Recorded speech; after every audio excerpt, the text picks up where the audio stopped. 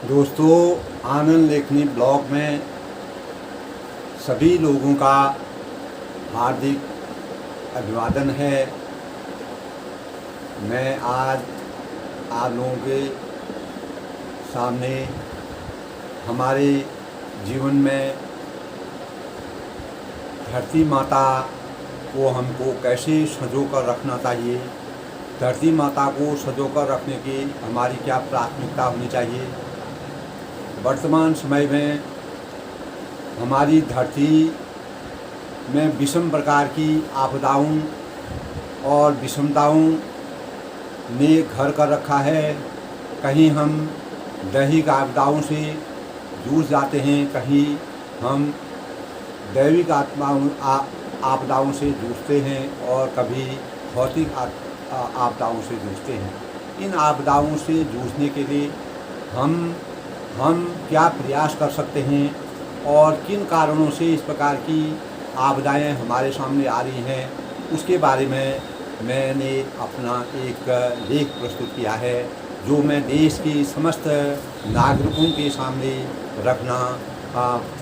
रखने का प्रयास कर रहा हूं, जिसे मैंने काफ़ी सोच समझ करके बनाया है। आशा है आप लोगों को दोस्तों ये अच्छा लगेगा।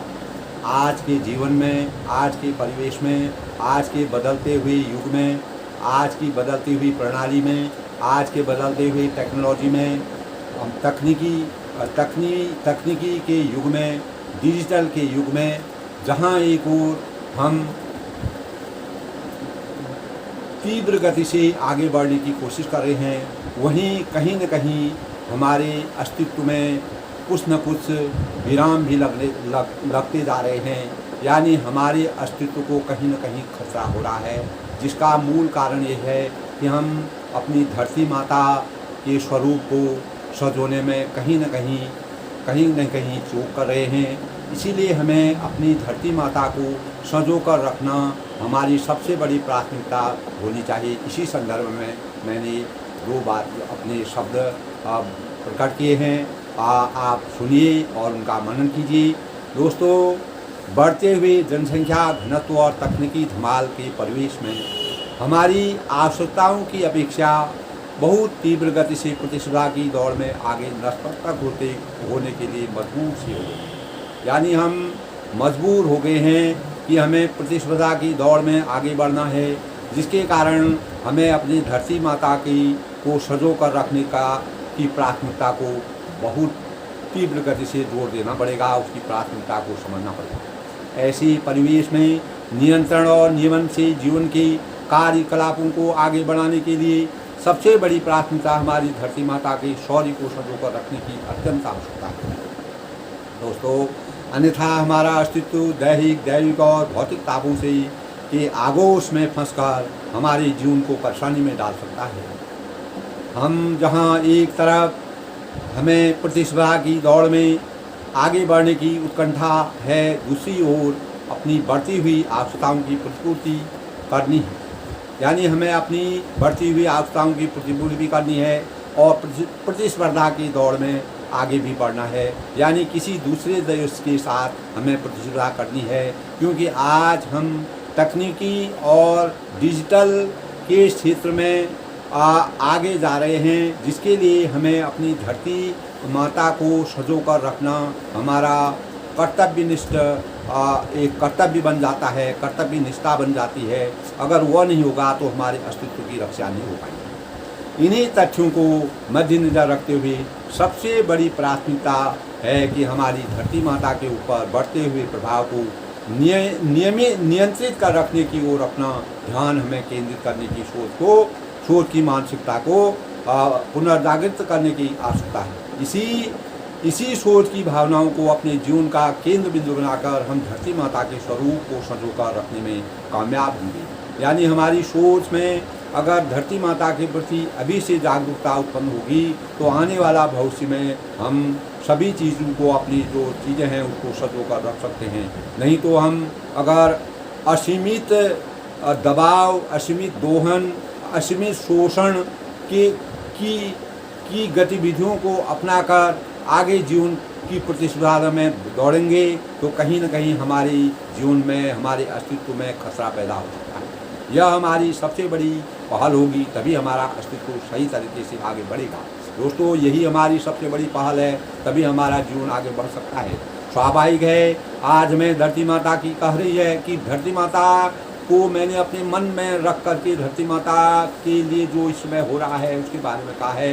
मैंने अब धरती माता कह रही है, मैंने तुम्हारे अस्तित्व को पाल पोस कर तुम्हें अपने पैरों पर खड़ा किया है, अब मैं बहुत थकान महसूस कर रही हूँ। यानी हमारे बोझ को, धरती माँ की बोझ को हमने इतना बढ़ा दिया है कि मानव जीवन ने इतना बढ़ा दिया है कि वह सब कुछ वह काफ़ी थक चुकी है।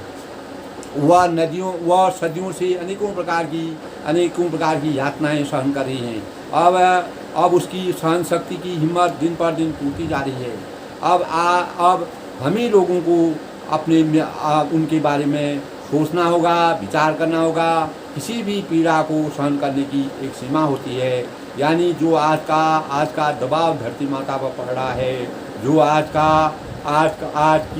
का दोहन है, उस पर हमको रोक लगानी चाहिए। इसी परिप्रेक्ष्य में सहनशीलता और सहन शक्ति भी बहुत लंबे समय अंतराल के बाद जब वेदना में परिवर्तित हो जाती है तो विस्फोट की स्थिति पैदा होने की संभावना बन जाती है। दोस्तों, इस बात को विचार करना पड़ेगा, बन जाती है। यही भाव हमारी जन्मदात्री माँ के लिए भी आजकल प्राय देखने को मिलता है। यानी जो हमारी जन्मदात्री माता होती है और जिस माँ की गोदी में हम पल रहे हैं, पूरा विश्व पल रहा है, उसके सामने समान प्रकार की वेदनाएं हैं। अगर हम कल्पना करते हैं कि एक धरती माँ की और जन्मदात्री माँ के हृदय के भाव क्या दर्शाते हैं। एक माँ को संपूर्ण विश्व का भार, दुख, सुख सभी अपने में समाई हुई है और कभी थक कर भी महसूस नहीं होने देती है। यानी वह हमको कभी एहसास नहीं होने देती है। हमने कभी एहसास नहीं करते हैं कि मतलब वह थकी है, क्या है। वह अपनी पीड़ा का बखान कभी किसी से नहीं करती है। दूसरी, जन्मदात्री माँ को जीवन भर अपने संतान की संतुष्टि कामना करती है। वैसे ही धरती माता भी पूरे विश्व के कल्याण के लिए विश्व को अपने आंचल में ढके हुए है और वह सुख की दुआओं के लिए कृत संकल्प होकर प्रार्थना करती रहती है। ये है निस्वार्थ भावनाओं के प्रति धरती माता है और अपनी जन्मदात्री माता होती है। ये हमेशा इनके कर्ज से हम कभी अदा नहीं कर सकते हैं। इनकी पीड़ा को हम कभी महसूस नहीं कर सकते हैं। अगर हम इनकी पीड़ा को महसूस करेंगे, हमें वास्तविकता मालूम होगी और हम कभी भी इनको पीड़ा पहुंचाने की कोशिश नहीं करेंगे। यही धरती माता की मेरी सोच, मैंने अपनी सोच को जागृत करते हुए इस प्रकार के भावों को पैदा किया है। आज के समय में दोस्तों विचारनीय है, जब हम एक समय बहुत छोटे थे, हमने अनेकों कष्टों को माँ ने, हमारी धरती माता की या अपनी माँ जो जन्मदात्री होते हैं, उन्होंने अनेकों कष्टों को सहन कर हर प्रकार के बोझ अपने ऊपर लाद कर हमारे अस्तित्व की कभी भी हमारे ऊपर आँच नहीं आने दी। और हमारे संस्कारों को, अच्छे संस्कारों को अपनाने के लिए, समझदार और परिपक्व बनाने के लिए निश्चित ही वह सुख की अनुभूति करती है। जिस प्रकार जन्मदात्री माँ करती है, उसी प्रकार हमारी धरती माता भी करती है। और यही धरती माता का विश्वास तभी जगेगा जब हम अपने संस्कारों को सुदृढ़ करेंगे और सुसंस्कृत करेंगे, जागरूक करेंगे और किसी भी प्रकार की वेदना पृथ्वी पर नहीं आने देंगे। धरती माता की गोद पर नहीं आनी चाहिए। लेकिन अभी तक धरती माता ने जो भी चैन की कभी भी अपने जीवन में धरती माता ने जिस प्रकार कोई बेचैन आदमी होता है, वो अपनी ज़िंदगी में हमेशा परेशान रहता है, उसी प्रकार धरती माता भी हमेशा चैन की सांस अभी तक नहीं ले पाई। लेकिन अब बहुत समय हो गया है और स्वाभाविक है, अगर कोई आदमी परिश्रम करते करते अगर वह टूट जाता है, इसी प्रकार धरती माता अपने बोझ को सहन करते करते बहुत ही व्याकुल हो गई है। अब उसका भी स्वाभाविक है, उसका भी मनोबल उठने लगा है, आत्मविश्वास भी धीरे धीरे व्यथित होने लग गया है।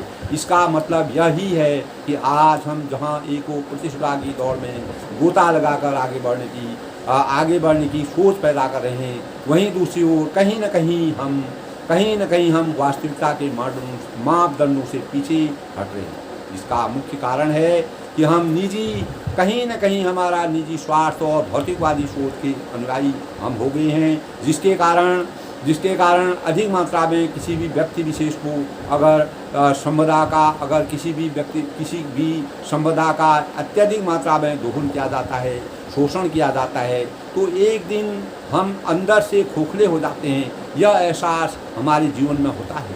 इसीलिए इस प्रकार के परिवेश से बचने और मानसिक रूप से परिपक्व मानवता की सोच को जगाना हमारे जीवन का सबसे बड़ा कर्तव्य है। यही हमारी कर्तव्य निष्ठा होनी चाहिए। तभी हमारी धरती माता के स्वरूप को चिरकाल तक हम पहचान बनी रहेगी और हमारा अस्तित्व बना रहेगा। यही धरती माता के प्रति हमारा समर्पण है, संकल्प है और स्वाध्याय है। दृढ़ इच्छा की शक्ति के भावों की हमारे मन में उपज होगी। यही धरती माता के प्रति सच्चा हमारा प्यार होगा। अगर हमारे मस्तिष्क में ये बात होगी, हमको हर जगह धरती माता के शोषण और दोहन को रोकना पड़ेगा। दोस्तों, प्रतिस्पर्धा सबके आगे है, लेकिन प्रतिस्पर्धा के आगे हमको अपने अस्तित्व को नहीं खोना है। हमने धरती माता के स्वरूप को जैसे का तैसा रखना है, उसके स्वरूप को बिगाड़ने नहीं देना है। हमको दैविक और भौतिक तापों से बचना है। अगर हमको इसके बचना है तो हमें धरती माता के स्वरूप को बरकरार रखना पड़ेगा। यही हमारी सबसे बड़ी प्राथमिकता है। धरती माता ने हमेशा हमें अपनी गोद के आंचल से सहलाया है। सभी प्रकार की मनोकामनाओं, मनोवांछित फलों से हमें सुसज्जित करने के लिए भरसक प्रयास किया है। हमारे अस्तित्व को बनाए रखा है। हमेशा धरती माता ने हमारे भरण पोषण में पूरा समय लगाया है। उसी की गोद में सब कुछ पैदा होता है। अन्न है, जल है, फल है, फूल है, जो भी चीज़ें हमें प्राप्त होती हैं वह धरती माता की गोद से प्राप्त होती है। अब धरती माता वास्तव में देखा जाए तो एक प्रकार की थकावट महसूस कर रही है, जिसके कारण विभिन्न प्रकार की आपदाएं पैदा हो रही हैं। हमारे जीवन में सकारात्मक दिशा को देने के लिए धरती माता ने अनेकों प्रयास किए हैं, अनेकों यातनाओं को सहन किया है। अपनी पीड़ा की वेदना से हमें अनभिज्ञ रखा है। कभी हमको नहीं मालूम होने दिया कि मुझे क्या पीड़ा हो रही है। अब धरती माता को भी सब कुछ धरती माता ने हम विश्व में जितने भी प्राणी हैं सबके लिए समर्पित किया है। यह सूक्ष्म विचारों की समीक्षा है। अगर हम सूक्ष्म रूप से देखा जाए, सोचते हैं, तो वास्तव में धरती माता ने हमारे अस्तित्व को अभी तक सजो कर रखा है। मैंने अपने वन्य क्षेत्र के यानी धरती माता ने अपने वन्य क्षेत्र के पशु पक्षी, जीव जंतु, पेड़ पौधों और जानवरों की परवाह न करते हुए मनुष्य को ही सबसे बड़ा जिम्मेदार समझकर अपनी पीड़ा का बखान कभी भी मानव मात्र से नहीं किया। अपना सबसे बड़ा अस्तित्ववान समझ करके, संस्कारी और ज्ञानवान समझकर सभी लोगों में, सभी प्राणियों में मनुष्य को श्रेष्ठ समझा और उसको योग्यता का पात्र समझा। इसी हैसियत के सभी स्वरूपों की अनुभूति का पालनहार बनाकर मानव मात्र को अधिकारों, कर्तव्यों को अदा करने के लिए प्रेरित किया। ये धरती माता की सोच है। उसको हमको उसकी संवेदनाओं को समझना है।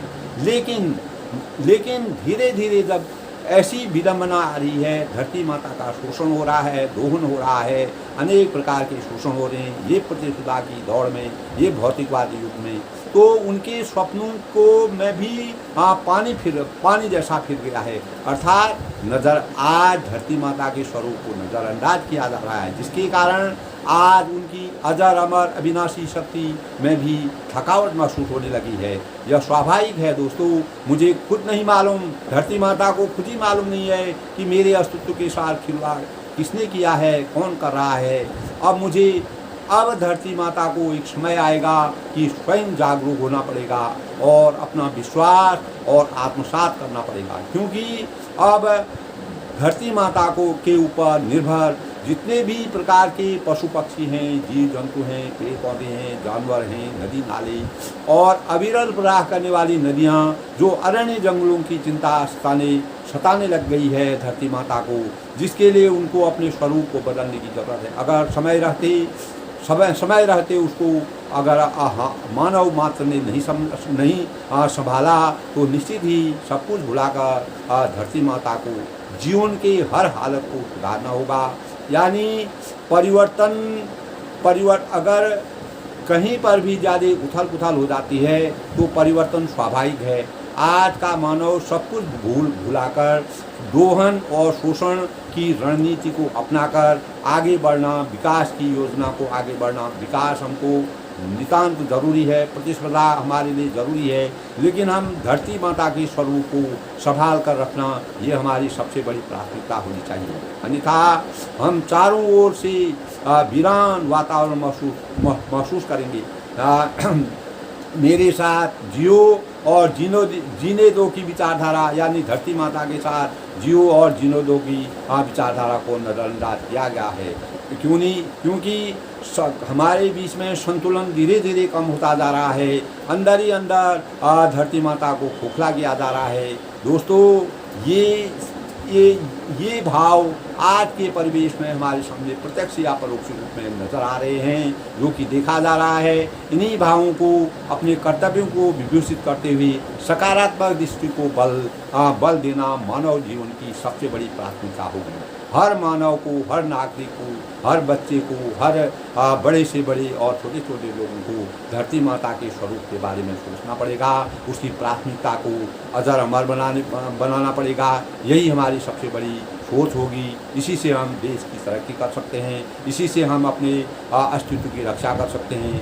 अब धरती माता अगर अपने अस्तित्व की रक्षा करने के लिए अंतर्मन से शस्त्रों का प्रयोग कर सभी को चुनौती के साथ चेतावनी देने की ओर अग्रसर करने के लिए कठोर निर्णय लेने की शक्ति पैदा कर रही है। जिस प्रकार के भी उथल पुथल आ रहे हैं, जैसे बरसात में अत्यधिक बरसात हो जाती है, गर्मी में बहुत गर्मी हो जाती है, जाड़ी में अत्यधिक गर्मी, यानी संतुलन बिगड़ गया। ग्लोबलाइजेशन जिसको कहते हैं, विश्व पर्यावरण की परिदशा बदल रही है। इसका मुख्य कारण है कि चारों ओर से, विश्व के चारों ओर में धरती का शोषण लगातार बढ़ते जा रहा है, जिससे धरती माता में एक स्वाभाविक, दोस्तों ये भाव मैंने अपने विचारों से बना रखे हैं। अब समय आ गया, अब धरती माता कह रही है कि अब समय आ गया है, सावधानी हटी दुर्घटना घटी। अब यह सब कुछ इसलिए हो रहा है कि निजी स्वार्थों, निजी हितों और भागादौड़ी की आपाधापी एवं अपेक्षित इच्छाओं और असीमित प्रतिस्पर्धा का माहौल खड़ा कर हमारे बीच के संतुलन को छिन्न भिन्न कर दिया, यानी हमारे स्वरूप को जहाँ तहाँ से छिन्न भिन्न कर दिया है। क्योंकि जिम्मेदार समझकर, एक मानव को जिम्मेदार समझकर, मानव को ही सब कुछ अधिकारों का मालिक बनाकर धरती माता ने उसके स्वरूप को, या सृष्टि ने उसके स्वरूप को सबसे मजबूती दी, और वही आज धरती माता का शोषण और दोहन करने में आगे बढ़ रहा है। और प्रतिस्पर्धा के दौर में उसको सब कुछ भूल करके धरती माता को अंदर ही अंदर खोखला कर रहा है। ये सभी मानवों का, जो भी विश्व में जितने मानव हैं, उसकी सोच को हमको जागृत करना होगा। धरती माता को संजो कर रखने की हमारी सबसे बड़ी प्रार्थना होगी। अब मेरे अंदर, यानी धरती माता कह रही कि मेरे अंदर प्रतिशोध की ज्वाला उत्पन्न हो सकती है। अब मुझे खुद पूरे ब्रह्मांड की चाबी अपने हाथ में लेनी पड़ेगी। जो भी आजकल हो रहा है, शांति का रास्ता अपनाने की ओर अग्रसर होने के लिए कृत संपर्क होना पड़ेगा, अन्यथा पृथ्वी का संतुलन वक्त सीमा के परे, जिस वक्त सीमा से परे हो जाएगा वह मात्र एक करवट लेकर हमेशा हमेशा के लिए सूना कर दे। यानी अगर मेरे साथ छेड़छाड़ की तो इसका ऐसा अनुभव इंसान में हो सकता है कि कहीं से भी धरती माता अपने स्वरूप का बहुत बड़ा स्वरूप लेकर के मानव जीवन के लिए खतरा पैदा हो। जैसे कि हम जानते हैं महाभारत के अंदर हम देखते हैं कि कुरुक्षेत्र के अंदर यही विडंबना ने जन्म लिया और पूरे वन में निवास करने वाले पशु पक्षियों, जीव जंतु, खांडव वन में जो कुछ भी था सब नष्ट हो गया, जिसके बाद हाहाकार का वातावरण पैदा हो गया। तब जीव मात्र नहीं रहा, कोई भी जीव मात्र नहीं रहा। इसी समय इंद्रप्रस्थ की नए सिरे से रचना की गई। तब तक्षक ने श्री कृष्ण के आदेशानुसार मर्यादा को बनाए रखने के लिए राजा परीक्षित का वध करके फिर जन्मेजय की सृष्टि की पुनर्स्थापना के लिए जन्म लेना पड़ा। बहुत बड़ा विवरण है, जिस वन के पूर्ण रूप से विनाश हो जाने से हमारी सभी प्रजातियां नष्ट हो गई। यानी कहने का मतलब ये है कि अगर हम धरती के स्वरूप को विकृत करेंगे, शोषण करेंगे, दोहन करेंगे, अपार हथियारों का प्रयोग करेंगे, अपार परमाणु संयंत्रों का प्रयोग करेंगे, अपार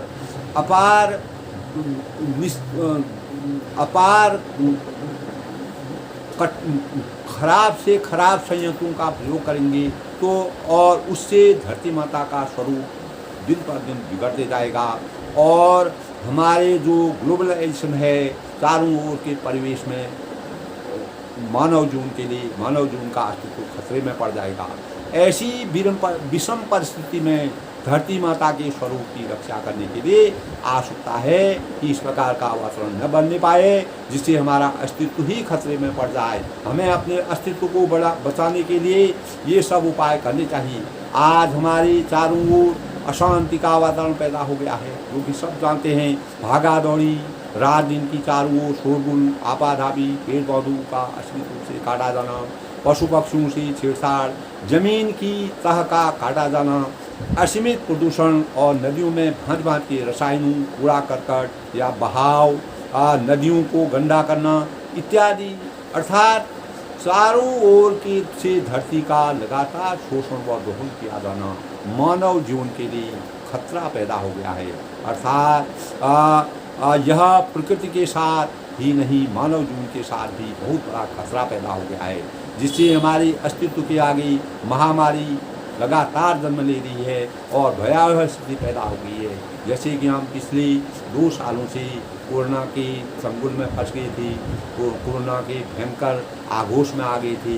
यही हमारी धरती माता के साथ छेड़छाड़ और विभिन्न प्रकार के परमाणु संयंत्रों के प्रयोग से और उनकी अधिकता से पूरे विश्व में आज हाहाकार का वातावरण होने जा रहा है, जो धरती माता के लिए एक बहुत ही अभिशाप है। ये हमारे मानव जीवन के अस्तित्व के लिए भी अभिशाप है। इसको हमको विराम लगाना पड़ेगा, इस पर हमको सोचना पड़ेगा, इस पर हमको गंभीर रूप से पूरे विश्व को विचार करना होगा। अब प्रश्न यह उठता है कि इस प्रकार आगे भी इस प्रकार जीवन यापन करने के लिए हमें अपने स्वरूप को बदलने की आवश्यकता होगी। अगर हम अपने स्वरूप को नहीं बदलेंगे, लगातार हम ऐसा जीवन नहीं जी सकते हैं। हमें उसके बारे में अपने को प्रकृति के अनुसार अपनी दिशा को निर्धारित करने की आवश्यकता होगी। अगर हम अभी अपनी दिशा निर्धारित नहीं करेंगे तो निश्चित ही हमारे जीवन अस्तित्व में विराम लग सकता है। हमें आपसी प्रेम, विश्वास, सद्भाव, शांति और स्वाध्याय की गुणवान व बेहतर इंसान बनना पड़ेगा। शांति और सौहार्द की हृदय में जगह देने की आवश्यकता होगी है। अपने आसपास में प्रेम की अनुभूति पैदा करनी होगी। प्रकृति के जितने भी जल थल के जीव जंतु और प्राणी, पेड़ पौधे हैं, सभी के साथ संतुलन बनाना पड़ेगा। संयम, संकल्प और स्वाध्याय का अनुसरण कर अच्छे इंसान का मार्ग प्रशस्त करना पड़ेगा। ये हमारी सबसे बड़ी प्राथमिकता होगी, तभी हमारा अस्तित्व नियंत्रित रह सकता है, तभी धरती हमारे जीवन को साथ देगी, तभी हम किसी भी प्रकार की चीज़ों को धरती माता से जो हमें प्राप्त हो रहे हैं उनका सही सदुपयोग कर पाएंगे। विकास को मापदंडों के ही आधार पर गति देनी पड़ेगी, यानी मापदंडों को अगर हम भुला देंगे तो वह विकास नहीं होगा। पूरे विश्व को आपसी संतुलन में बंद कर रहना होगा। भविष्य की आधारशिला को मूर्त रूप देने के लिए परस्पर सहयोग और तालमेल बनाकर पारदर्शी जीवन यापन करने की ओर अपने को केंद्रित करना पड़ेगा। दोस्तों, ये सब विचारनीय चीज़ें हैं, ये बड़े बड़े लोगों की सोच की बात है। कल मैं देख रहा था हमारे प्रधानमंत्री श्री नरेंद्र दामोदर दास मोदी जी ने यही कहा कि जिस प्रकार हमारे देश की आर्थिक स्थिति को अनेक जमाखोरों ने अंदर ही अंदर दीमक के समान खोखला कर दिया है और परिवारवाद से भाई भतीजेवाद से हमारा देश का जो टैलेंट है वह दिन पर दिन गतिहीन होता जा रहा है, उसका मनोबल गिर रहा है। उसी प्रकार अगर हम धरती माता से खिलवाड़ करेंगे तो हमारा जीवन अंदर ही अंदर खोखला हो जाएगा। वास्तव में इस पर विराम लगाने की ज़रूरत है। जिस प्रकार हमारे देश में जमाखोरों ने अत्यधिक धन इकट्ठा करके देश की दुर्दशा के लिए कार्य कर रहे हैं, वह एक देश के लिए अच्छा सूचक नहीं है। मैं उनकी तहे दिल से उनकी भावनाओं की सम्मान करता हूँ, क्योंकि उन्होंने जिस प्रकार धरती की पीड़ा बढ़ रही है उसी प्रकार हमारे देश में जमाखोरों ने और परिवारवाद की राजनीति ने जन्म ले लिया है, जिससे हमारे देश में कटुता का वातावरण पैदा हो गया है और आपस में गरीबी और अमीरी की खाई बढ़ती जा रही है। इसी प्रकार दोस्तों, अगर हम धरती के साथ खिलवाड़ करेंगे, धरती और हमारे बीच में खाई पैदा हो जाएगी, जिससे हमारा अस्तित्वहीन हो जाएगा। ये निश्चित है।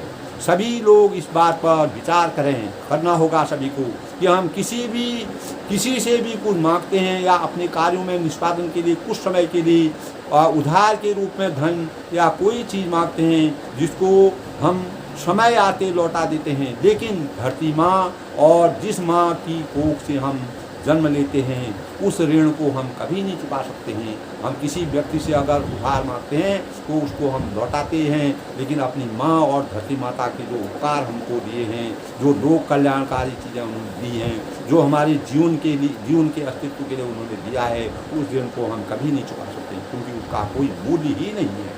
उसका कोई मूल्य नहीं है। इस प्रकार हम धरती माँ और जन्मदात्री माँ के लिए जो भी अपनी क्षमता के अनुसार प्रत्यक्ष या परोक्ष रूप इन दोनों के लिए प्रत्यक्ष रूप से करते हैं, अर्पण करते हैं, वह हमारा सौभाग्य है। अगर कोई अच्छा कार्य करता है, अपनी धरती माता के लिए अच्छा कार्य करता है, अच्छी सोच लगाता है, तभी हमारा देश ऊपर होगा, ये उन्नति के पथ पर अग्रसर होगा। यदि हमारे हृदय में इन दोनों के लिए मात्र सद्भावनाएँ रहेंगी तो निश्चित ही हमारा जीवन धन्य हो जाएगा।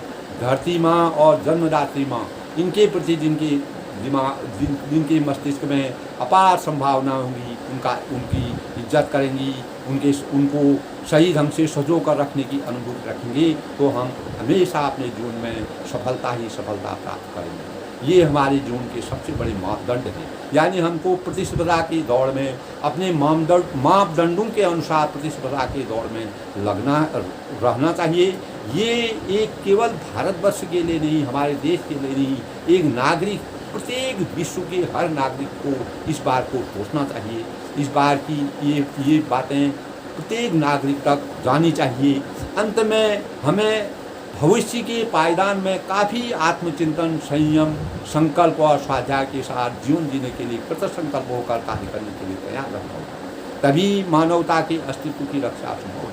सावधानी और सतर्कता हटने पर अनेकों दुर्घटनाओं का शिकार हम बन सकते हैं। अगर हम अपने जीवन में सावधानी रहेंगे, सतर्क नहीं रहेंगी तो हमें अनेक प्रकार की दुर्घटनाओं का शिकार बनना पड़ेगा। अतः आत्मसंयम और भविष्य के संतुलन के लिए आने वाली चुनौतियों को हमको डट कर मुकाबला करना होगा। करने के जन जन को और प्रत्येक जन जन को, देश के हर नागरिकों को जागरूकता की सोच पैदा करनी होगी। इस प्रकार भविष्य के परिवेश को दोस्तों नियंत्रित करके रखने से ही हम धरती माता को पवित्रता और निर्मलता के विभूषित करने में समर्थवान होंगे। ये हमारी सबसे बड़ी, तभी हमारा भावी नागरिक भी के अस्तित्व की रक्षा होगी, यानी हमारा जीवन आगे निरंतर चलता रहेगा। अगर हम धरती माता के साथ छेड़छाड़ करेंगे तो हमारा जीवन कब अस्तित्वहीन हो जाएगा, इसकी कोई भी समय नहीं है, कभी भी कुछ हो सकता है। इसलिए हमें उस समय का इंतजार न करके अच्छे समय का अनुसरण करना चाहिए। उसके लिए अपनी भूमिका को बनाना चाहिए, कृत संकल्प हो पर कार्य करना चाहिए। इन्हीं भावनाओं से हम धरती माता की आन बान शान की रक्षा कर सकते हैं। यही हमारे देश की सुरक्षा का भी सबसे बड़ा सूत्र है। यही हमारे सुंदर और सुंदर राष्ट्र की सही पहचान है। हमारी भारत भूमि की धरती में अपार संपदाओं, अपार संभावनाएं हैं, संपदाएं हैं और क्षमता विद्यमान है। हमें भविष्य की सोच को जागृत करने के लिए शारीरिक और मानसिक रूप से अपनी भारत माता के शौर्य को संजो कर रखने की, किसी भी प्रकार के शोषण और दोहन की प्रक्रिया में लगाम लगाने की आवश्यकता है। जब हम लगाम नहीं लगाएंगे तो हमारा जीवन खतरे में पड़ सकता है। अपने कार्यों में ऐसी गुणात्मकता का संचार करना चाहिए जिससे हम अपने भविष्य की धरोहर को सामर्थ्यवान बनाने के लिए प्रयास करें। यही उज्जवल मजबूत भारत की आधारशिला का मानक होगा। दोस्तों, अगर हम अपनी सोच को सही रखेंगे, हम धरती माता के स्वरूप को सजो कर रखेंगे, निश्चित है हमारा देश उन्नति के पथ पर अग्रसर होगा। हमारा हर नागरिक आगे बढ़ेगा और हमारा मनोबल ऊंचा होगा। हम कल हमारे प्रधानमंत्री जी ने एक बार और कहा था कि मैंने उनको दो बातें कि खेल जगत में आज परिवारवाद धीरे धीरे ख़त्म हो रहा है। तो ये बहुत बड़ी बात है। आज खेल जगत में विश्व के स्तर पर हमारे देश में खेल में बहुत आगे देश बढ़ रहा है।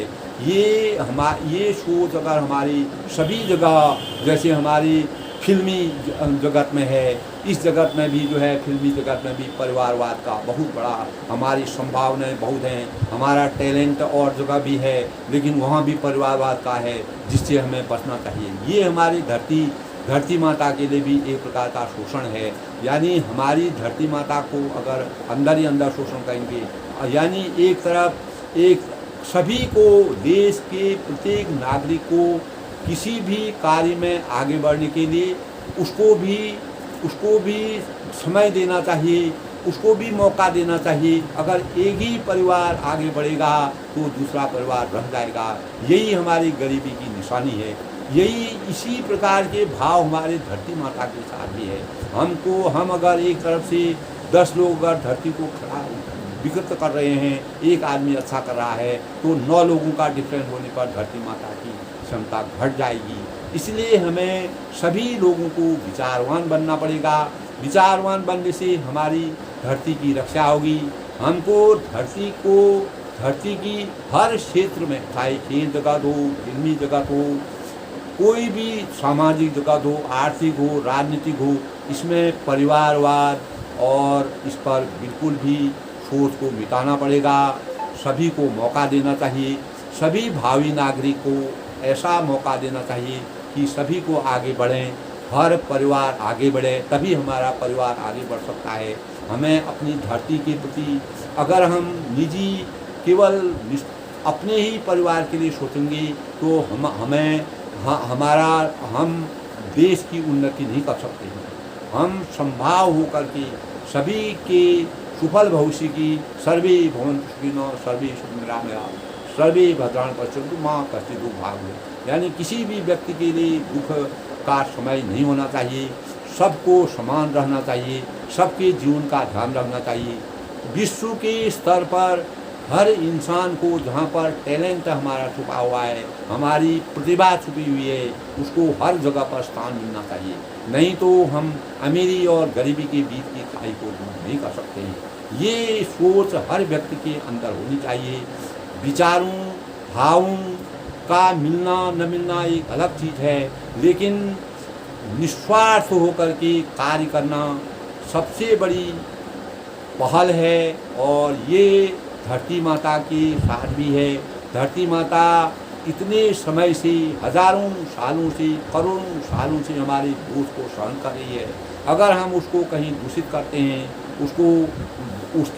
उसको विकृत करते हैं, तो यह हमारे मानव जीवन के लिए लाभदायक नहीं है। ये हमारे अस्तित्व के लिए विनाशकारी है। इसके लिए हमें प्राथमिकता के आधार पर धरती के स्वरूप को पूछना है। तभी धरती माता के विषय में मैंने 2 लाइन बनाई है दोस्तों। धरती माँ करती है यही पुकार, धरती माँ करती है यही पुकार, वह ठहरो और न करो अत्याचार। अब ठहरो और न करो अत्याचार, ये बोलती है धरती माँ। मेरी गोद को फलने फूलने दो, मेरी गोद को फलने फूलने दो। प्रिया स्तनिक अब ना करो सुना मुझको, प्रिया स्तनिक अब ना करो सुना मुझको। फिर से लौटा दो मेरा प्यार मुझे, फिर से लौटा दो मेरा प्यार मुझे। मेरे सीने को आहत अब मत होने दो, मेरे सीने को आहत अब मत होने दो। फिर सपने सजोती हूँ चैन से जीने के, फिर सपने सजोती हूँ चैन से जीने के। मेरी ही गोदी में पलने वाले, मेरी ही गोदी में पलने वाले क्यों हो गए बेजान व बेपरवाह। मेरी ही गोदी में पलने वाले क्यों हो गए बेजान व बेपरवाह। मैं माँ हूँ सबकी कोई गैर नहीं, मैं माँ हूँ सबकी कोई गैर नहीं। जीवन रक्षणी हूँ सबकी कुछ और नहीं, जीवन रक्षणी हूँ सबकी कुछ और नहीं। मेरी हरियाली के परिधान की रक्षा करनी होगी, मेरी हरियाली के परिधान की रक्षा करनी होगी। मरुस्थल बनाने की सोच को पुनर्जागृत कर, मरुस्थल बनाने की सोच को पुनर्जागृत कर। पुनः हरितमा से सुसज्जित करने के भाव जगा, पुनः हरितमा के से सुसज्जित करने के भाव जगा। मुझको मिटाने वाला असफलता का भागी होगा, मुझको मिटाने वाला असफलता का भागी होगा। क्योंकि मानव जीवन की अजर अमिट छाप हूँ, क्योंकि मानव जीवन की अजर अमिट छाप हूँ मैं। ये धरती माता अपने मन ही मन सोच रही है। आज के प्रतिस्पर्धा के युग में हमें अपने मापदंडों के स्वरूप को सजो कर रखते हुए धरती माता के साथ किसी प्रकार की विकृति और शोषण और दोहन का नियमन करते हुए आगे बढ़ने की दिशा है। यही धरती माता के विचार हैं। धरती माँ करती है यही पुकार, या अब ठहरो और न करो अत्याचार। इस प्रकार के भाव धरती माता में आते हैं। दोस्तों, ये मैंने अपने विचार अपने भाव से बनाए हैं। वास्तव में जो आज के परिवेश में जो हो रहा है उसी संबंध में मैंने अपने विचार रखे। सभी का मैं अपने विचारों के साथ सभी का आभार प्रकट करता हूँ, अभिनंदन करता हूँ। साथ ही एक दूसरे के मन में भावना पैदा करके आवश्यकताओं के समाधान को हर इंसान को खोजने की ज़रूरत होनी चाहिए।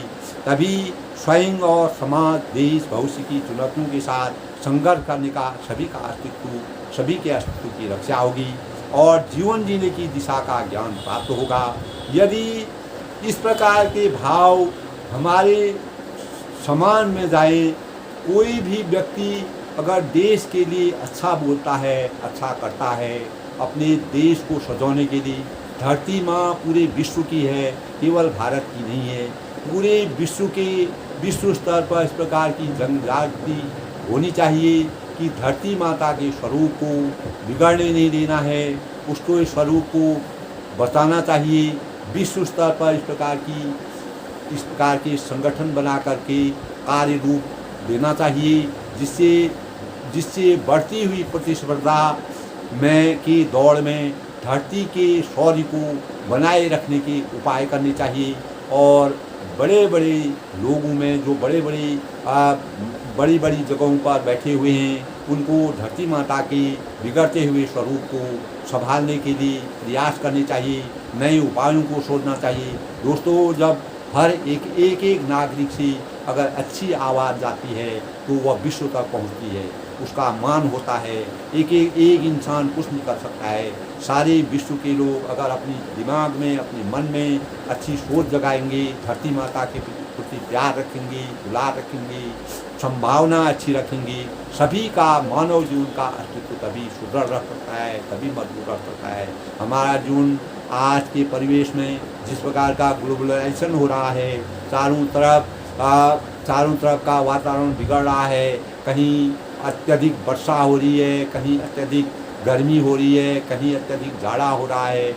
इस प्रकार का समय के प्रतिकूल जो बातें हो रही हैं, वह धरती माता के साथ छेड़छाड़ का ही एक परिणाम है। इसी छेड़छाड़ को, इसी धरती के साथ किए जाने वाले व्यवहार को हमको सुधारना होगा। जैसे एक जन्मदात्री माँ होती है, वह अपनी पीड़ा का बखान कभी नहीं करती है, उसी प्रकार धरती माँ भी अपनी पीड़ा का कभी बखान नहीं करती है।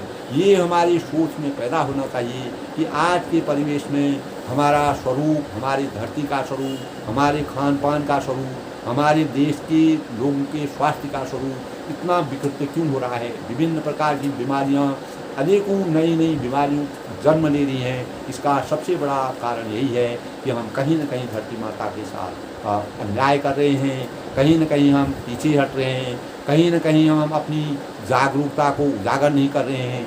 इसलिए देश में सभी को अपने मन से, तन से, वचन से अपने भावों को जागृत करना चाहिए, अच्छी सोच को पैदा करना चाहिए, अच्छे लोगों से संपर्क करना चाहिए, धरती माँ के प्रति मन में अच्छे भाव जगाने चाहिए। तभी हम राष्ट्र को आगे बढ़ा सकते हैं, स्वयं को आगे बढ़ा सकते हैं, अपने राष्ट्र को आगे बढ़ा सकते हैं, अपने नागरिक को आगे बढ़ा सकते हैं, अपने किसान को आगे बढ़ा सकते हैं।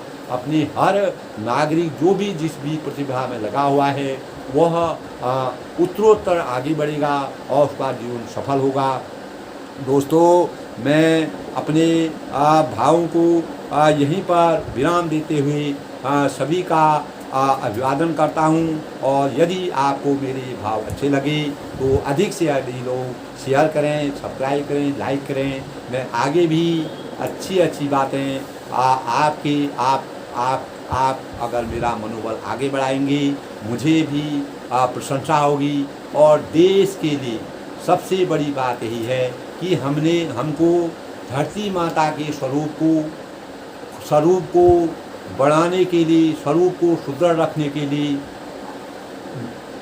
चारों ओर से तन, मन और वचन से प्राथमिकता के आधार पर उसको संजोकर, उसके स्वरूप को संजोकर रखना चाहिए। तभी हमारा राष्ट्र आगे बढ़ेगा, तभी विश्व में शांति होगी। अगर विश्व में अशांति होगी, हम भी परेशान होंगे। विश्व शांति की जागृति को उजागर करना होगा, तभी हमारा भारत आगे बढ़ेगा, तभी हमारा हर नागरिक अच्छा जीवन यापन कर सकता है। इन्हीं भावों के साथ मैं बड़ों को अपना नमस्कार करता हूँ, छोटों को आशीर्वाद करता हूँ। मैं भावी पीढ़ी से यही कहता हूँ कि धरती माता को स्वरूप को सुदृढ़ रखने के लिए अच्छे भावों को जगाएं। धरती माता में कहीं भी विकृति न आने चाहिए। अपनी जन्मदात्री माता और धरती माता का स्वरूप एक समान होता है। वो अपनी पीड़ा का कभी बखान नहीं करते हैं। हम उनके ऋण से कभी पूर्ण नहीं हो सकते हैं। हमें उनके प्रति जितने अच्छे भाव हम उजागर करें, वही हमारे जीवन का सबसे बड़ा लक्ष्य होगा, वही हमारा सबसे बड़ा संकल्प होगा। उसी से हम अपनी सफलता की सीढ़ी तक पहुंच सकते हैं और अपने अस्तित्व की रक्षा कर सकते हैं। सबका धन्यवाद, सबका आशीर्वाद। भारत माता की, धरती माता की जय।